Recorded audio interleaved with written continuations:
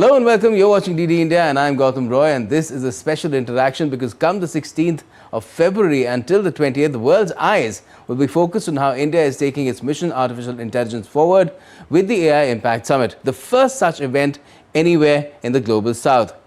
It will cover all aspects of AI from tech to policy and industry to research. It's part of India's ambition to come up with AI solutions, governance structures to power not only its 1.4 billion strong population into the future, but also the entire world. Well, it's also caught up in the AI race, developing indigenous sovereign artificial intelligence from LLMs to niche models. But our guest today is about something totally different. Let's introduce him. We're joined by Dr. Arastu Sharma, CEO Shodh AI, which is using AI to design the materials which will power the future of India and the world. Welcome to DD India, Arastu, and thanks for joining us. Thank you, Gautam. First, tell us about what you're doing and what really necessitated it and what does it mean to the progress of India and the world? Yeah, so in very short, there's a famous story of Edison, where he was discovering the bulb. It took him 10,000 different bulbs to come to the right bulb that would actually shine. So that's how humans have always developed materials and things and all the things that our world runs on. So what we're trying to develop is the future where you don't need to do 10,000 experiments. You don't need to wait for decades to build a new material, a new battery. We need to be a civilization that is able to control all of our planet, that is able to go interplanetary. We need to go to Mars. We need to get out of the planet and control the planet itself. So how does that happen? We need an AI to which we can say that give me a battery that works in space. Give me a battery material that would survive in front of sun. We need future quantum materials. We need future energy materials. And that's what we're trying to solve here. So if you have lithium ion problem in India and we're dependent on China, that's because we haven't had the experience of building that material for a very long time. If we could find alternatives of lithium in India, like sodium ion battery, you would not be dependent on China. If you could find alternatives of rare earth metals, we would not be dependent on those elements from China. How we can do that is now taking power with AI. We can use AI to build alternatives, and that too very, very fast. So we can do that in 6 months, and that's what we're trying to do that in India itself. And our model will be able to help scientists, industries, and even future startups to create patents in India, IPs of materials in India, and start a new revolution in India itself. And how are you going about it? What sort of help are you getting from different institutions, from the government itself? In this, well, it sounds like pioneering work. Tell us if you have any competitors anywhere in the world, or is this work completely peerless? You have no other company or anybody in this particular field? Yeah, so first of all, we are part of the 12 companies selected by India AI to build Indian foundational models. And we're working very closely with NVIDIA, with Google, and they're helping us build these models. To give you a perspective, the current AI race is about languages and code, and that's where all the world is there. And we always say that, okay, maybe India is lagging behind in that, but the race has just started.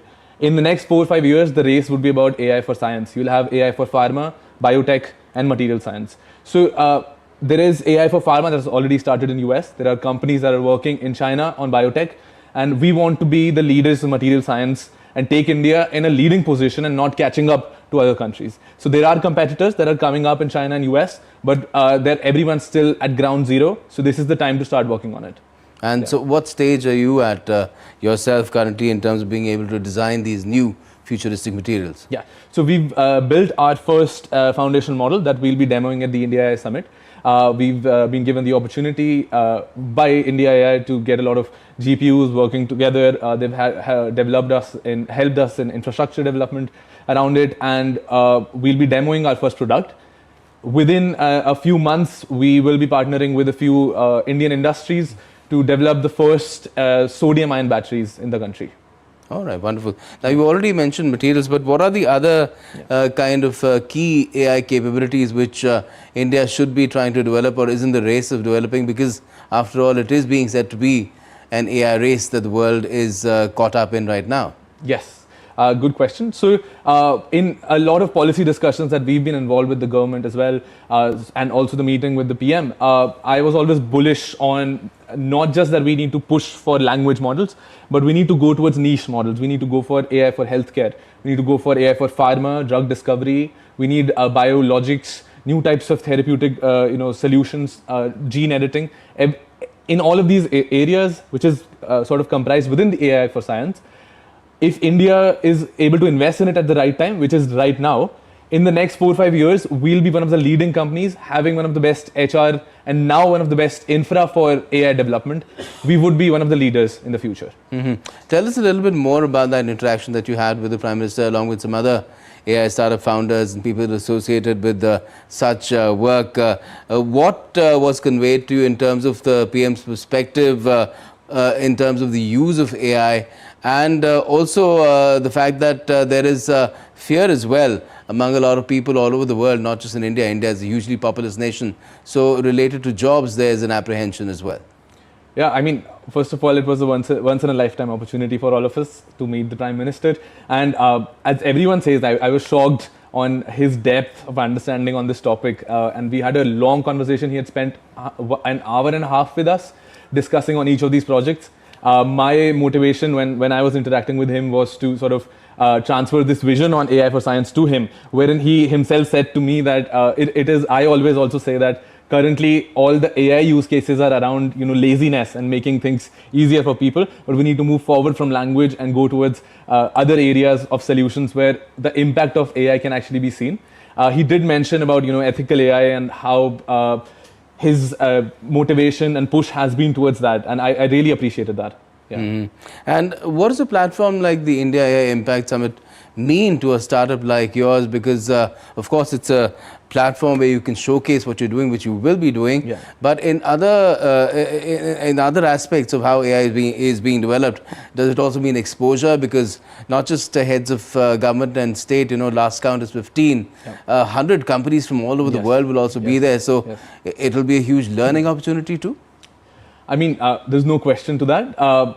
With the India AI Summit, like India is putting itself as that on ground that we are there as well, and we are one of the leading countries in AI. As Ashwini Vaishnav had said at Davos, that we are not a lagging country, but we are one of the leading countries in AI itself. So the India AI Summit sort of puts us shoulder to shoulder to these giants. And being a startup and having a booth and being able to interact with people like Jensen Huang from NVIDIA, from Sundar Pichai, and all the leading figures of the world, and putting us equivalent to that is an opportunity that we could only get in India. And the level of support that the government is giving to us, and a one-to-one help, like I've never seen that happening anywhere else. And I think India AI Mission and the summit itself is the starting point of where India is going to be leading the world in the next 5 years. Yeah. And what excites you most these days in terms of the kind of latest developments that are taking place in the AI space? Because a lot of people have been talking about Mold Book as well, and some people are amazed, some are amused, but there is a sense of alarm as well. See, I take it as I've always been very positive about AI. I know a lot of people are scared. There's obviously this is one of the most changing technologies that have ever arrived on this planet and to humans. But if you become someone who can take advantage of AI rather than someone who's scared of it, you'd be 10 times better than anyone else. Surely, jobs will change. Surely everything is going to change.